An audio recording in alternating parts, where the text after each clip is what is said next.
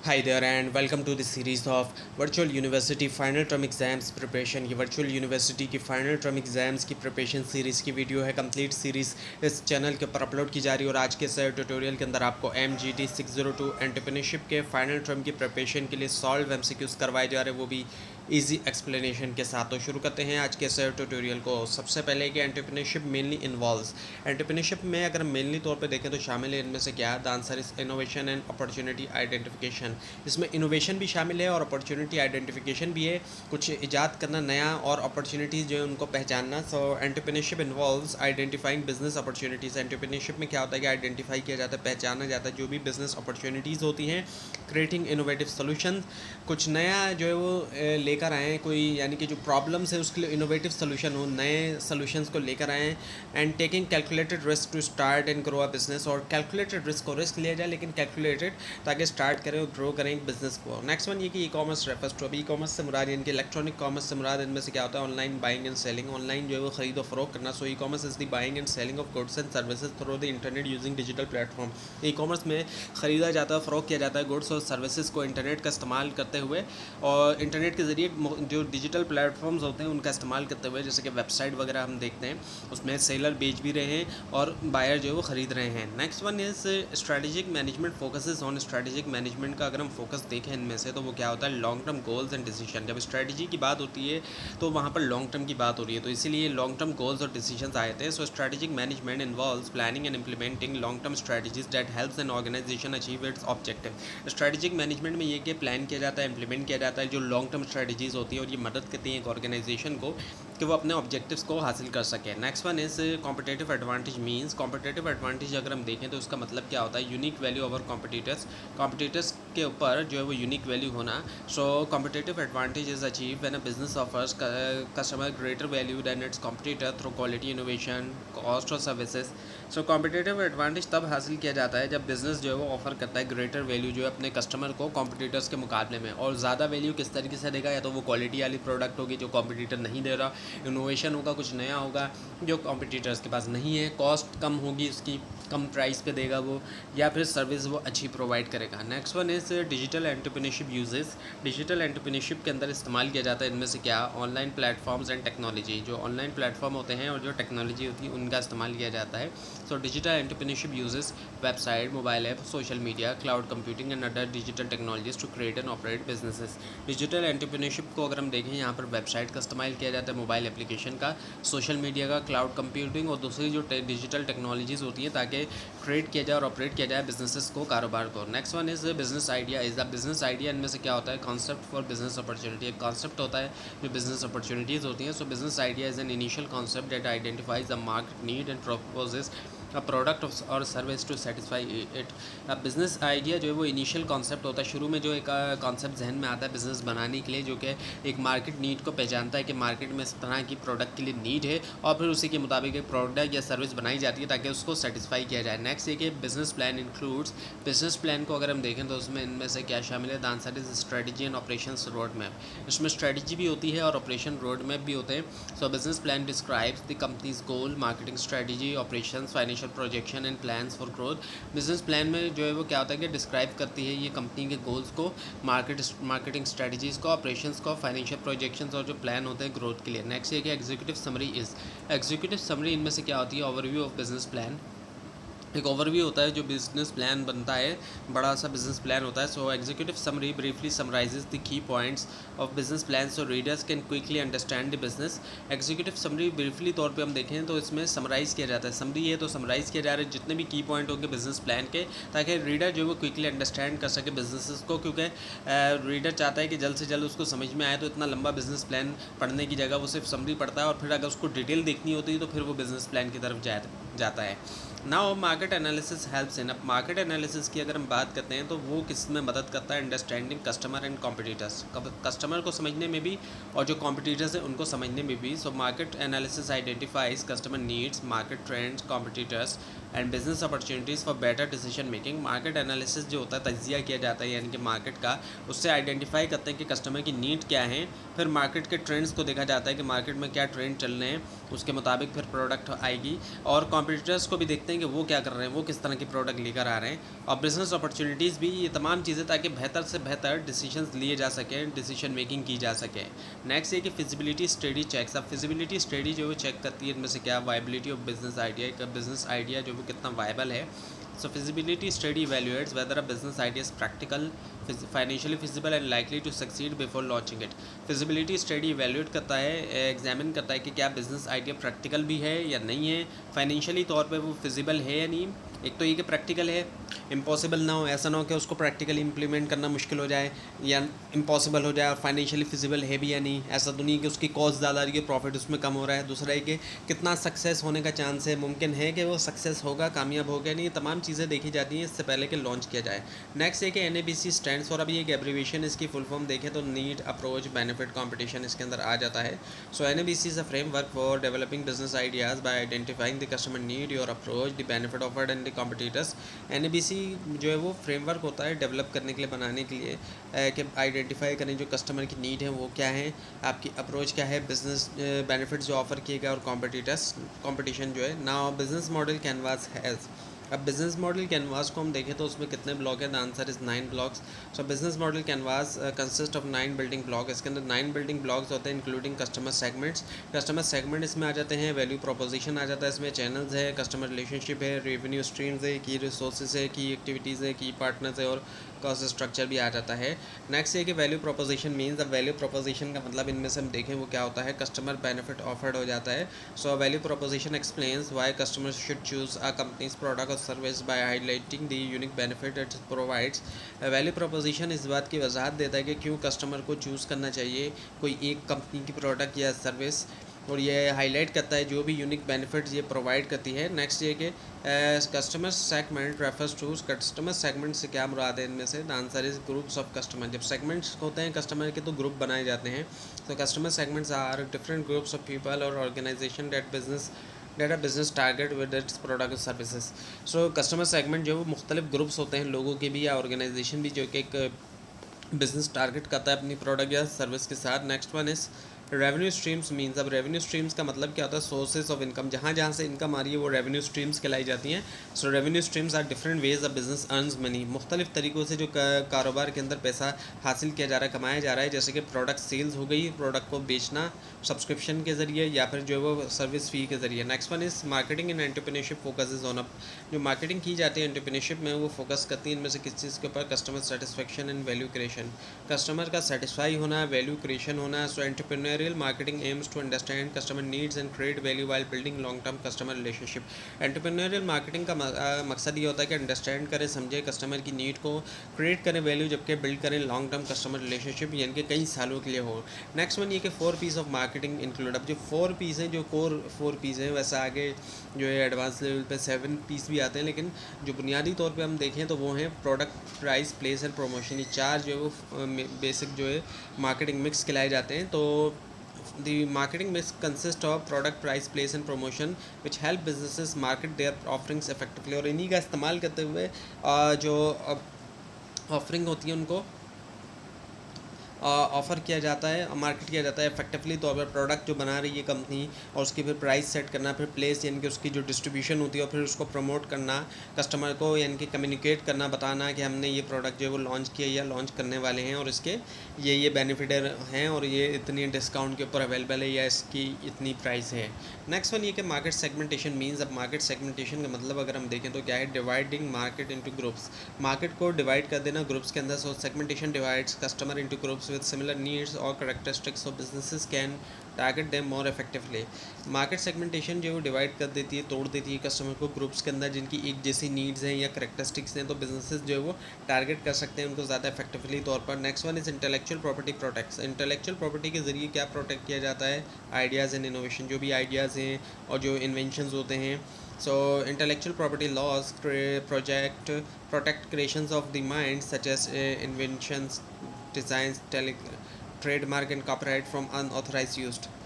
Intellectual property laws जो है वो प्रोटेक्ट करते हैं क्रिएशंस ऑफ माइंड, जैसे कि इन्वेंशंस हो गया, यानी कि जो क्रिएट किया गया तख्लीकारी जो है तख्लीकाती चीज़ें जो होती हैं उसमें, जैसे कि इन्वेंशन हो गया, डिज़ाइन हो गया, ट्रेडमार्क हो गया, फिर कॉपीराइट, ये तमाम चीज़ें अनऑथराइज यूज़ से बचाते हैं, यानी कि जो भी अनऑथराइज यूज़र होगा उसको रोक देंगे ये।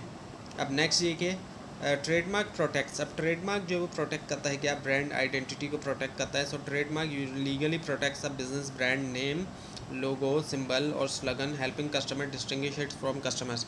ट्रेडमार्क जो है वो कानूनी तौर पर हिफाजत करता है एक बिज़नेस का जो ब्रांड नेम है कि कोई उसको चुरा ना ले, या फिर लोगो, सिंबल या स्लोगन हो गया। और ये वो चीज़ें होती हैं जो कि फ़र्क करती हैं कस्टमर को एक प्रोडक्ट को दूसरे प्रोडक्ट से मुख्तलिफ बनाने में, पता चलता है कि ये वाली ब्रांड है। तो अगर कोई ये कॉपी नहीं कर सकेगा तो क्या होगा कि एक ब्रांड की जो अपनी आइडेंटिटी है वो बरकरार रहेगी। अब नेक्स्ट ये कि मैनेजमेंट इन्वॉल्व्स, अब मैनेजमेंट में जो वो शामिल है इनमें से क्या, planning and organising resources, plan बनाना, ऑर्गेनाइज करना रिसोर्सेज का। So management is the process of planning, organising, leading and controlling resources to achieve organisational goals efficiently. Management वो प्रोसेस होता है कि जिसके ज़रिए प्लान किया जाता है। अब जो मैनेजर्स हैं वो क्या करेंगे, प्लान भी करेंगे, वो ऑर्गेनाइज करेंगे, वो तो प्लानिंग, ऑर्गेनाइजिंग, लीडिंग और फिर कंट्रोलिंग रिसोर्सेज, तमाम चीज़ें रिसोर्सेज के लिए की जा रही है। प्लान बनाएंगे हम, ऑर्गेनाइज करेंगे कि कहाँ कौन से रिसोर्सेज होने चाहिए, और लीड करेंगे लीडर्स की तरह, कंट्रोल करेंगे रिसोर्सेज ताकि अचीव करें ऑर्गेनाइजेशनल गोल जो है वो एफिशिएंसी के साथ। Next one is leadership is, अब लीडरशिप की हम बात करते हैं तो वो क्या है, इन्फ्लुएंसिंग पीपल, लोगों के ऊपर असरअंदाज होना। So leadership is the ability to influence, motivate and guide individuals और team toward achieving common objective. तो लीडरशिप जो है वो एक ऐसी काबिलियत होती है कि इन्फ्लुएंस होते हैं, एक तो असरअंदाज होते हैं ना सिर्फ, बल्कि मोटिवेट भी करते हैं। लीडर वो होता है जो मोटिवेट भी करता है। मैनेजर जो होता है वो फ्रंट से लीड नहीं करता। लीडर और मैनेजर में फ़र्क ये होता है कि वो लीडर फ्रंट से लीड कर रहा होता है। सो मोटिवेट करते हैं, गाइड भी करते हैं ये इंडिविजुअल्स को या टीम्स को कि वो कॉमन ऑब्जेक्टिव जो है, सबका कॉमन ऑब्जेक्टिव है, पूरी की पूरी टीम जो है सबका क्या है, एक कॉमन ऑब्जेक्टिव होता है कि वो अचीव करें गोल्स जो है। नेक्स्ट ये कि ऑर्गेनाइजिंग मीन्स, अब ऑर्गेनाइजिंग का मतलब क्या होता है, स्ट्रक्चरिंग रिसोर्सेज, स्ट्रक्चराइज करना रिसोर्सेज को। Organising involves arranging peoples task resources so that organisational goals can be achieve effectively. इसमें क्या होता है कि अरेंज किया जाता है लोगों को, टास्क और रिसोर्सेज को, ताकि ऑर्गेनाइजेशन जो है वो गोल्स को अचीव करे, वो भी इफेक्टिवली तौर पर। Next one is motivation improves, motivation जो बेहतर बनाती है इनमें से क्या, एम्प्लॉई की जो परफॉर्मेंस होती है उसको। So motivation encourages employees to work harder leading to higher productivity, better performance and increase job satisfaction. Motivation जो है इनकरेज करती है एम्प्लॉइज़ को कि वो बेहतर काम करें, और इसके अलावा मुश्किल तरीके मतलब हार्ड वर्किंग करें, मेहनत करें एक्चुअली। और उससे क्या होता है कि प्रोडक्टिविटी भी ज़्यादा होती है और परफॉर्मेंस भी बेहतर होती है, जॉब सेटिस्फेक्शन भी ज़्यादा होती है, एम्प्लॉय फिर सेटिस्फाई भी ज़्यादा होता है अपनी जॉब से। नेक्स्ट है कि control function ensures, control function इस बात को यकीनी बनाता है इनमें से क्या, गोल अचीवमेंट को। So control measures actual performance, controlling measures actual performance against plan standard and take corrective action to ensures organisational goals are met. तो कंट्रोलिंग मेजर्स के ज़रिए क्या किया जाता है, मेजर किया जाता है जो एक्चुअल परफॉर्मेंस होती है प्लान स्टैंडर्ड के मुकाबले में, और करेक्टिव एक्शन लेते हैं यकीनी बनाने के लिए ऑर्गेनाइजेशनल गोल्स को पूरा किया जाए। नेक्स्ट है कि startup capital is, startup capital इनमें से क्या होता है, इनिशियल इन्वेस्टमेंट होती है जो शुरू में की जाती है। So startup capital is the money required to start a new business and cover its initial operating expenses. Startup capital वो पैसा होता है जो कि ज़रूरी होता है एक नया बिजनेस शुरू करने के लिए और कवर करने के लिए उसकी इनिशियल जो शुरुआती ऑपरेटिंग कॉस्ट होती है। नेक्स्ट ये कि ब्रेक इवन पॉइंट मीन्स, अब ब्रेक इवन पॉइंट का मतलब हम देखें तो क्या होता है, no profit no loss point, ना इसमें प्रॉफिट है ना लॉस है। So break even point is wherever total revenue equals total cost, ये वो पॉइंट है जहाँ टोटल रेवेन्यू टोटल कॉस्ट के बराबर होगा, meaning business neither earns a profit nor incurs a loss. एक ऐसा पॉइंट जहाँ पर कारोबार में ना तो मुनाफा है ना घाटा है। नेक्स्ट है कि cash flow refers to, cash flow से मुराद इनमें से क्या होता है, मनी इनफ्लो एंड आउटफ्लो, पैसा कितना आ रहा है और कितना जा रहा है उसका इससे फ़र्क नहीं पड़ता है कि कितना मुनाफा हुआ या कितना घाटा हुआ, जितना भी पैसा आ रहा है यानी कि जो कैश आ रहा है यानी कि करेंसी की फॉर्म में जो आ रहा है वो इसमें कंसिडर किया जाएगा। अब एक ये पॉसिबिलिटी है कि कैश इनफ्लो या आउटफ्लो ज़्यादा हो रहा है एक बिज़नेस जो है वो लॉस में जा रहा है तब भी ये भी पॉसिबिलिटी होती है। तो इसका उससे ताल्लुक़ नहीं होता कि प्रॉफिटेबिलिटी कितनी है या लॉस कितना है, लेकिन कैश की मूवमेंट होती है। So cash flow is the movement of cash into and out of a business and indicates its ability to meet financial obligation. तो कितना कैश आ रहा है और कितना जा रहा है, और इससे जो मेन चीज़ होती है जुड़ी वो ये होती है कि फाइनेंशियल ऑब्लिगेशंस को कितना पूरा कर सके आप। जैसे कि करंट एसेट अगर ज़्यादा है, शॉर्ट टर्म जो है वो शॉर्ट टर्म की हम बात करें तो करंट लाइबिलिटीज़ को पूरा किया जा सकता है।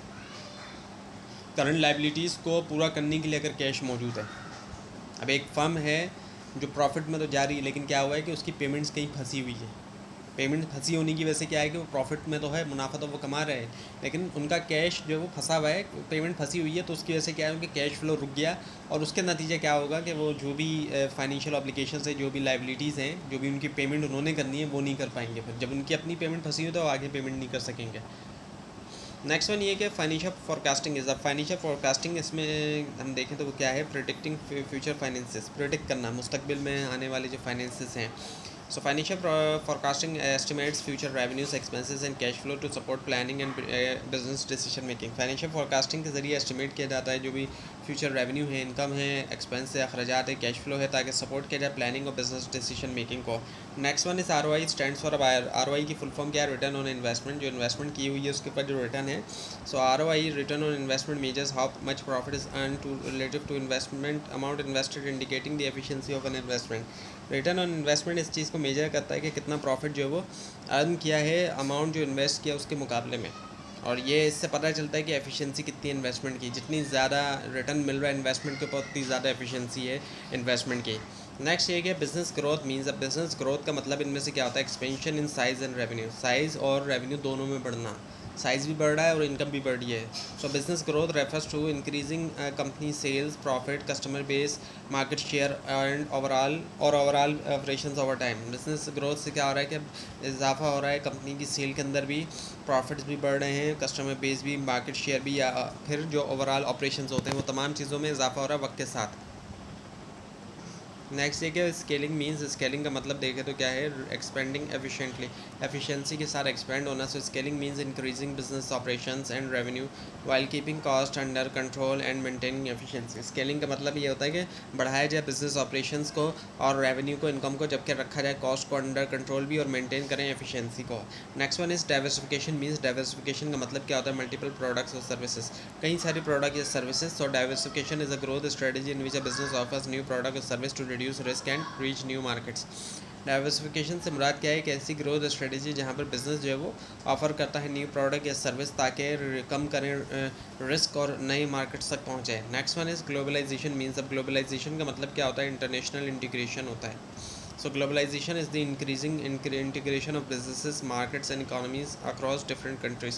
ग्लोबलाइजेशन का क्या है कि इंक्रीज़ होना, इजाफा होना, इंटीग्रेशन के अंदर जुड़ना, यानी कि बिजनेसेस का, मार्केट्स का और इकोनॉमीज़ का डिफरेंट जो कंट्रीज़ है, मुख्तलिफ कंट्रीज़ में। तो ग्लोबलाइजेशन की वजह से हम देखते हैं दुनिया भर में कारोबार जो है वो हो रहा है, एक कंट्री से दूसरे कंट्रीज़ तक हम देखते हैं, और मार्केट्स भी देखते हैं, इंटरनेशनल मार्केट्स हमें दिखाई दे रही हैं, और इकोनॉमीज़ जो है ये तमाम चीज़ें हमें दिखाई दे रही हैं। नेक्स्ट वन ये कि एक्सपोर्टिंग मीन्स, अब एक्सपोर्टिंग का मतलब हम देखें तो क्या है, सेलिंग अब्रॉड, बाहर भेजना। So exporting is the process of selling goods और services to customers in foreign countries to earn international revenue.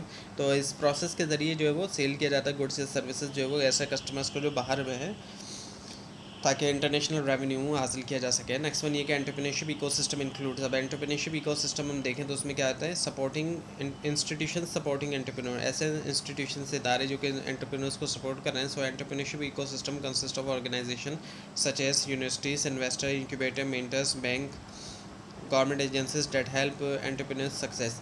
तो ये एक ऐसा इकोसिस्टम होता है जहाँ पर ऑर्गेनाइजेशंस हैं, जैसे कि यूनिवर्सिटीज़ होती हैं, इन्वेस्टर्स हैं, इंक्यूबेटर्स हैं, मेंटर्स हैं, मेंटोर्स हैं, बैंक्स हैं, गवर्नमेंट एजेंसीज हैं, जो कि मदद करते हैं एंटरप्रेन्योर्स को सक्सेस होने में। नेक्स्ट वन ये कि की इकोसिस्टम एलिमेंट है, सब की इकोसिस्टम एलिमेंट अगर हम देखें तो वो क्या है, एक्सेस टू फाइनेंस, फाइनेंस तक जो है उस तक रसाई होना। So access to finance is essential because entrepreneurs need funding to start, operate and expand their businesses. Finance तक रसाई जो है वो ज़रूरी है, क्योंकि एंटरप्रेन्योर्स को ज़रूरी होता है फंडिंग, ताकि वो स्टार्ट करे, ऑपरेट करे, एक्सपेंड करे बिजनेसेस। बहुत से एंटरप्रेन्योर्स जो स्टार्ट करते हैं उनका अपना पैसा नहीं है ज़रूरी। हमारे यहाँ एक जो कॉन्सेप्ट लोग समझते हैं कि एंटरप्रेन्योर्स जो है वो अपना ही पैसा लगाते हैं, तो ऐसा नहीं होता। बहुत से केसेस के अंदर एंटरप्रेन्योर्स जो है वो उनको फंडिंग मिल रही होती है कहीं और से, इन्वेस्टर्स वगैरह से उनको फंडिंग मिल रही होती है, उससे ही फिर वो स्टार्ट करते हैं अपना बिज़नेस। और फिर वो जो है आगे ग्रो करते हैं जब उनका फिजिबिलिटी होती है अगर उनके बिज़नेस के अंदर। नेक्स्ट ये कि इंक्यूबेटर सपोर्ट स्टार्टअप्स बाय। अब इंक्यूबेटर्स किस तरीके से सपोर्ट करते हैं स्टार्टअप को? Providing membership and resources. Mentorship भी प्रोवाइड करते हैं, रिसोर्सेज भी प्रोवाइड करते हैं। सो business incubators help startups by offering office space, expert guidance, networking opportunities, training and other support services. Business incubator मदद करते हैं स्टार्टअप को। एक तो ऑफिस स्पेस प्रोवाइड करते हैं क्योंकि ऑफिस की ज़रूरत पड़ती है जब कारोबार स्टार्ट करते हैं। एक्सपर्ट की गाइडेंस, जो कि पहले से एक्सपर्ट हैं, जिनको पता है कि किस तरीके से कौन सा बिज़नेस रन करना है। और नेटवर्किंग अपॉर्चुनिटीज़ भी, नेटवर्किंग की ज़रूरत पड़ती है कि कई सारे जो लोग होते हैं, जो काम के लोग जिनको हम कहते हैं, उनसे जो वो नेटवर्किंग होती है, बाकायदा पूरा एक नेटवर्क होता है। और ट्रेनिंग की भी ज़रूरत पड़ती है और दूसरी सपोर्ट सर्विसेज, तमाम चीज़ें जो वो इंक्यूबेटर के ज़रिए मिलती हैं। नेक्स्ट है कि वेंचर कैपिटल इज़। अब वेंचर कैपिटल है क्या? इक्विटी इन्वेस्टमेंट इन स्टार्टअप्स के अंदर इक्विटी इन्वेस्टमेंट करना है। So venture capital is funding provided by investors in exchange for ownership in startup with high growth potential. अब वेंचर कैपिटल यही है कि फ़ंड करना इन्वेस्टर्स को, और बदले में उसके क्या होता है, ऑनरशिप इक्विटी ली जाती है। ये चीज़ होती है कि जो इन्वेस्टर्स होते हैं वो कहते हैं कि हम फ़ंड करेंगे, हम पैसा लगाएंगे और बदले में हमें ऑनरशिप मिलेगी। हम कोई काम नहीं करेंगे लेकिन हमें बदले में ऑनरशिप चाहिए स्टार्टअप्स के अंदर जो हाई ग्रोथ पोटेंशियल होते हैं। तो इस तरीके से जो है वो स्टार्टअप्स जो वो शुरू किए जाते हैं और इस तरीके से जो वो फंडिंग होती है कि एक तरफ एंटरप्रेन्योर्स हैं जो बिज़नेस को लेके चलेंगे लेकिन फ़ंड उनके पास नहीं होगा, दूसरी तरफ इन्वेस्टर्स होते हैं, तो मिलके इस तरीके से स्टार्टअप किया जाता है। और एंजल इन्वेस्टर्स की हम बात करें इनमें से, तो वो क्या है? Angel investors are individual investing in startup. ऐसे इंडिविजुअल्स जो स्टार्टअप्स के अंदर इन्वेस्ट कर रहे हैं। So angel investors are wealthy individuals who invest their personal funds in new businesses in return for equity और ओनरशिप। तो एंजल इन्वेस्टर्स जो है वो वेल्थी इंडिविजुअल्स हैं, ऐसे इंडिविजुअल जिनका पैसा तो है, तो वो क्या चाहते हैं कि इन्वेस्ट करें अपने पर्सनल फंड्स जो नए जो बिजनेसेस हैं, नए कारोबार के अंदर, ताकि बदले में उनको इक्विटी मिले या ऑनरशिप मिले। उनको ऑनरशिप मिलेगी, वो कोई काम नहीं करेंगे लेकिन उसके बदले में उनको ऑनरशिप मिलेगी पैसा लगाने के बदले में। नेक्स्ट वन ये कि बिजनेस एथिक्स मीन्स। अब बिजनेस एथिक्स का मतलब इनमें से क्या होता है कि moral business behaviour. Moral business behaviour, अब कारोबार जब इंसान कर रहा है तो उसमें भी अखलाकियात शामिल है। अब बहुत से बिजनेसेस जो लोग कर रहे होते हैं, कई जगहों पे देखने में आता है कि कारोबार तो वो अपना कर रहे हैं लेकिन वो दूसरे लोगों को परेशान कर रहे हैं, जैसे कि उन्होंने वहाँ पर लाउड स्पीकर लगाए हुए होते हैं, इस तरह की चीज़ें भी देखने में आती है। तो वो तरह तरह की ऐसी चीज़ें होती हैं कि वो, तो ये भी अखलाकियात के अंदर आती है कि ऐसी चीज़ें ना करें। और इस तरह कई लोगों ने रोड घेरा हुआ होता है अपने कारोबार के चक्कर में, तो इस तरह ये जो अनएथिकल चीज़ें कहलाई जाती हैं, गैर अखलाकी चीज़ें होती हैं, तो ये तमाम चीज़ें आ जाती हैं बिजनेस एथिक्स के अंदर। तो मॉरल बिजनेस बिहेवियर होना चाहिए। So business ethics refers to following moral principles and ethical standard while conducting business activities honestly and fairly. तो बिज़नेस एथिक्स से मुराद ये कि मॉरल प्रिंसिपल्स को फॉलो किया जाए उसूलों के मुताबिक, और एथिकल स्टैंडर्ड हो जो अखलाकियात का एक मेयार है उसको के मुताबिक चलें, कारोबार भी करें और ये तमाम चीज़ों को भी करें वाइल कंडक्टिंग बिजनेस एक्टिविटीज़। और ये कि बिज़नेस एक्टिविटीज़ भी ऐसी हों ऑनेस्टली एंड फेयरली हो, फेयरली भी और ऑनेस्टली हो, ईमानदारी हो, धोखेबाजी ना हो। अब जो प्रोडक्ट बेच रहे हैं, ख़राब प्रोडक्ट जो है उसको सही बता के बेच दें और बाद में ख़राब निकले, इस किस्म की चीज़ें भी ना हो, ऑनेस्टी के साथ हो, फेयरली हो, प्राइस जो सेट करें वो फेयर हो, प्रॉफिट रखें अपना, लेकिन ऐसा ना हो कि बहुत ज़्यादा जो है वो प्रॉफिट रख लें, नॉर्म जो प्रॉफिट मार्केट में लिया जा रहा है उस हिसाब से सेट किया जाए। अगर क्वालिटी प्रोडक्ट हो तो ज़्यादा ले लें थोड़ा, लेकिन अगर नॉर्मल प्रोडक्ट है तो उस हिसाब से नॉर्मल प्रॉफिट लिया जाए। नेक्स्ट है कि corporate social responsibility focuses on. जो कॉर्पोरेट सोशल रिस्पॉन्सिबिलिटी अगर हम उसको देखें तो वो इनमें से क्या है? Social and environmental responsibility. उसका फोकस ये कि सोशल एंड एनवायरमेंटल रिस्पॉन्सिबिलिटी का होना। So corporate social responsibility means businesses voluntarily contribute to society by protecting the environment, supporting communities and operating ethically by earning profit. Corporate social responsibility का मतलब कि कारोबार जो है जहाँ वॉलंटरली तौर पर, रज़ाकाराना तौर पर कंट्रीब्यूट करते हैं जो भी सोसाइटी होती है उसके अंदर, प्रोटेक्ट करते हैं एनवायरनमेंट को, सपोर्ट करते हैं कम्युनिटीज़ को और ऑपरेट करते हुए अखलाकी तौर पे, जबकि प्रॉफिट भी अपना वो कमा रहे हैं, यानी कि सोसाइटी का भी वो ख्याल रख रहे हैं। कारोबार भी कर रहे हैं और सोसाइटी का भी ख्याल रखें। सो एथिकल एंटरप्रेन्योरशिप अवॉइड्स, तो फिर एथिकल एंटरप्रेन्योरशिप का भी कॉन्सेप्ट आ जाता है जब हम सोसाइटी की और अखलाकियात की बात करते हैं। सो इसमें अवॉइड किया जाता है फ्रॉड एंड करप्शन, फ्रॉड से भी, धोखेबाजी भी ना हो और ना करप्शन हो, क्योंकि क्या होता है कि आप देखते हैं कि कारोबार में भी करप्शन होती है। So ethical entrepreneurs conduct business honestly, avoid fraud, corruption and unfair practices and build trust with customers and stakeholder. तो जितने भी एथिकल एंटरप्रेन्योर्स होते हैं वो क्या करते हैं, एक तो बिज़नेस को ऑनेस्टी के साथ चलाते हैं, ईमानदार होते हैं वो, फ्रॉड नहीं करते वो, करप्शन नहीं करते वो, अनफेयर प्रैक्टिसेस से बचते हैं वो, और साथ में वो ट्रस्ट जो है वो, जो एतमाद है, जो ट्रस्ट है वो उसको बिल्ड करते हैं कस्टमर्स का और स्टेक होल्डर्स का भी, जो भी स्टेक होल्डर्स हैं वो भी। नेक्स्ट ये कि e commerce platforms is example is, अभी ई कॉमर्स प्लेटफॉर्म जो है वो एग्जाम्पल है इनमें से किसकी, ऑनलाइन स्टोर की। So any online store is an e commerce platform where customers can browse, order and pay for product and services over the internet. So जो एक ऑनलाइन स्टोर होता है वो ई कॉमर्स प्लेटफॉर्म है, यहाँ पर कस्टमर जो वो ब्राउज़ करते हैं, ब्राउज़र में जाके फिर ऑर्डर करते हैं, पे करते हैं प्रोडक्ट या सर्विसेज के लिए इंटरनेट के ऊपर। और अब हमारे यहाँ पे ई कॉमर्स प्लेटफॉर्म में कैश ऑन डिलीवरी तो वैसे कॉमन है, लेकिन अब हम देखते हैं कि लोग पेमेंट भी जो है वो ऑनलाइन कर रहे हैं। अब ऑनलाइन पेमेंट की तरफ लोगों का रुझान जा रहा है। पहले लोगों को ऑनलाइन पेमेंट की समझ नहीं थी, लेकिन अब हम देखते हैं कि वो रुझान लोगों का जा रहा है और काफ़ी सारे लोग अब जो है वो पेमेंट भी ऑनलाइन कर रहे हैं। नेक्स्ट ये कि डिजिटल पेमेंट इंक्लूड्स, और डिजिटल पेमेंट हम देखें तो उसमें क्या होता है, ऑनलाइन ट्रांजेक्शन आ जाती हैं। So digital payments include internet banking, mobile wallets, digital debit और credit card payments and other electronic method. तो डिजिटल पेमेंट में हम देखें तो एक तो इंटरनेट बैंकिंग हो गई, हर जो बैंक है उसकी अपनी जो है वो ऑनलाइन एप्लीकेशन मौजूद है। इसके अलावा मोबाइल वॉलेट्स हैं, डिजिटल वॉलेट्स हम देखते हैं डिफरेंट जो है वो वॉलेट्स हमें कंपनीज जो है वो प्रोवाइड कर रही हैं, जो कि बैंक की तरह लगते हैं, बैंकिंग एप्लीकेशंस की तरह, लेकिन वो बैंक नहीं होते, लेकिन वो उससे काफ़ी हद तक वही काम हो जाते हैं जो बैंकिंग एप्लीकेशन से हो रहे होते हैं। इसके अलावा डेबिट और पेमेंट, डेबिट कार्ड और क्रेडिट कार्ड, ये पेमेंट का जो मेथड है ये तो खैर काफ़ी पुराना है, क्योंकि डेबिट कार्ड और क्रेडिट कार्ड तो काफ़ी पहले से चलते आ रहे हैं, इनका भी इस्तेमाल किया जाता है ऑनलाइन पेमेंट के लिए। और इसके अलावा दूसरे भी इलेक्ट्रॉनिक मेथड्स इस्तेमाल होते हैं, कई सारे और भी अब जो है हम देखते हैं कि ऑनलाइन प्लेटफॉर्म्स हैं जो कि जिनके ज़रिए जो वो पेमेंट जो है वो की जा रही होती है। नेक्स्ट ये कि ऑनलाइन मार्केटिंग इज़ कॉल्ड, अब ऑनलाइन मार्केटिंग जो है वो और भी क्या कहलाया जाता है, वो है डिजिटल मार्केटिंग। आज के दौर की जो मार्केटिंग है वो डिजिटल मार्केटिंग है। So digital marketing promotes product and services through online channels such as website, social media, search engine and email. Digital marketing में प्रोडक्ट और सर्विस को प्रमोट करते हैं ऑनलाइन चैनल्स के ज़रिए, वेबसाइट्स होती हैं, सोशल मीडिया, सर्च इंजन और ईमेल्स वगैरह के ज़रिए। Now short analysis helps in, अब शॉर्ट एनालिसिस मदद करता है इनमें से किसके अंदर, स्ट्रेटेजिक प्लानिंग के अंदर मदद करता है। शॉर्ट एनालिसिस इवेल्युएट्स, अब ये इवेल्युएट करता है क्या, organisation strengths, weaknesses, opportunities and threat to develop effective business strategies. ये जो है इवेल्युएट करता है, एग्जामिन करता है ऑर्गेनाइजेशन की जो भी स्ट्रेंथ्स हैं, वीकनेसेस हैं, अपॉर्चुनिटीज़ है और थ्रेट है, ताकि डेवलप करे effective business strategies. Strength weaknesses जो होती हैं ये इंटरनल होती है, ऑर्गेनाइजेशन के अंदर होती हैं, जबकि अपॉर्चुनिटीज़ और थ्रेट जो है बाहर से होते हैं। इन तमाम चीज़ों को एवेल्यूएट करके डेवलप किया जाता है इफेक्टिव बिजनेस स्ट्रैटेजीज़ को। Next one is opportunities in, opportunity in short means, short के अंदर अपॉर्चुनिटीज़ की हम बात करते हैं तो इससे क्या मुराद होता है, क्या मतलब होता है। सो इससे मुराद होता है एक्सटर्नल फेवरेबल फैक्टर। अपॉर्चुनिटी से मुराद वो फैक्टर जो एक्सटर्नल हैं, बाहर हैं और फेवरेबल होते हैं ऑर्गेनाइजेशन के लिए। So opportunity is the external positive external condition such as market growth, new technology that can help a business succeed. एक पॉजिटिव एक्सटर्नल कंडीशन होती है अपॉर्चुनिटीज़, जो कि जैसे कि मार्केट का ग्रो होना या नई टेक्नोलॉजी का आना, जो कि मदद करता है कारोबार को सक्सीड होने में, कामयाब होने में। नेक्स्ट है कि एंटरप्रेन्योरियल सक्सेस डिपेंड्स ऑन, अब एंटरप्रेन्योरियल सक्सेस अगर हम देखें तो वो डिपेंड करती है इनमें से किसके ऊपर, इनोवेशन एंड प्लानिंग के ऊपर। एक तो इनोवेशन होना, नया कुछ ईजाद करना और जो अच्छी प्लानिंग की गई है।